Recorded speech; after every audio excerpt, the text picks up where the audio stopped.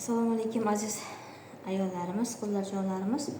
Hozir sizlar bilan biz skrab, tabiiy skrab tayyorlaymiz. Mana hozir men 200 gram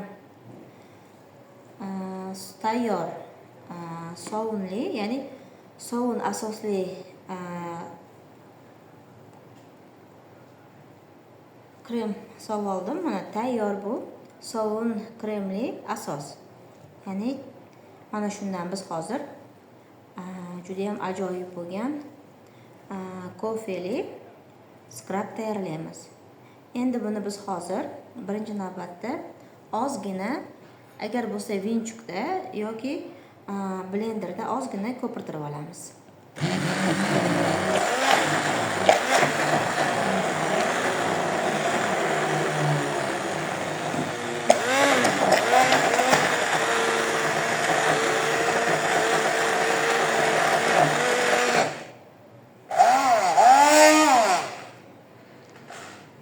Mana ko'pirtirib oldik. Buni juda ham ko'pirtirib olmaslik kerak. Nomigagina ozginagina ko'pirtirib olsak yetadi. Endi bunga biz 200 gramga 100 gram shakar qo'shamiz. 100 gram shakar va kokos yog'i qo'shamiz.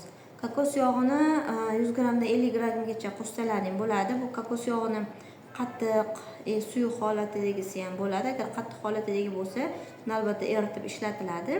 Kokos yog'i bilasizlar, kosmetikada hamma juda ham sevib ishlatadigan yog'lardan biri. Bu juda ham yuzga ham, badanga ham juda ham foydali yog'lardan biri hisoblanadi.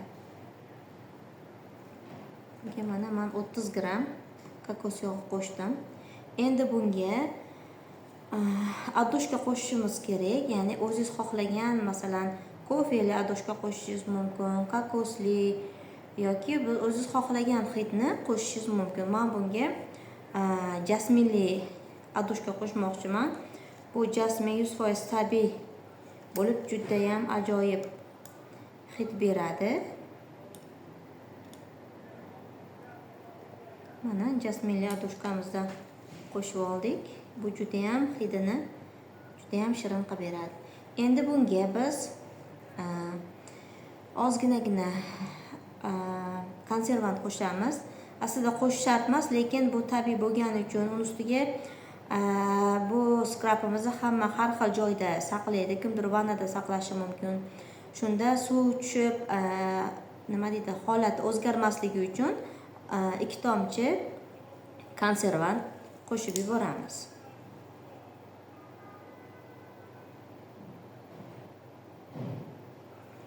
Konservantimizni mana qo'shib oldik. Endi bunimizni xohlasangiz vinchukda, xohlasangiz blender yordamida yaxshilab aralashtirib olasiz. Men buni yaxshi ko'pirtirib olganim uchun oddiygina cho'p bilan aralashtiryapman. Bu skrabimiz badanga ham, yuzga ham juda ham foydali bo'lib, yengil tozalaydi, juda ham mayin qilib qo'yadi teringizni, juda ham terimizga foydali, terimizni oqartiradi, yashartiradi. Juda ham foydali skrab hisoblanadi. Butun tana a'zolarimizga, qo'llarimizga, bo'yinlarimizga, dekolte, yuz, hamma yog'imizga bemalol ishlatsak bo'ladi. Mana hammasini aralashtirib oldik. Mana juda ham chiroyli skrabimiz tayyor bo'lyapti. Endi bunga biz kofeli adoshkamizdan qo'shamiz.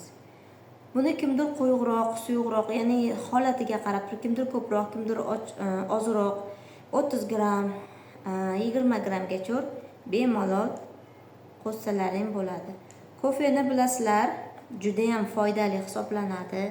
Ya'ni yuzdagi dog'larga, ko'z osti qorayishlariga juda ham foydali hisoblanadi. Ya'ni bu siz bilan tayyorlayotgan skrabimiz kofeli skrab hisoblanadi. Juda ham foydali skrab. Buni har qanaqa teri uchun ishlatsa bo'ladi. Quruq teri a'zolariga ham juda ham foydali. Chunki tarkibida kokos yog'i bor. Hozir qo'shgan adushkamiz ham tarkibida 100% tabiiy yog'lardan tashkil topgani uchun juda ham foydali hisoblanadi. Bu yuzingizni quritib yubormaydi. Juda ham maksimal darajada yuzingizni tozalab, yumshatib beradi. Mana ko'rib turganingizdek skrabimiz tayyor. Juda ham chiroyli.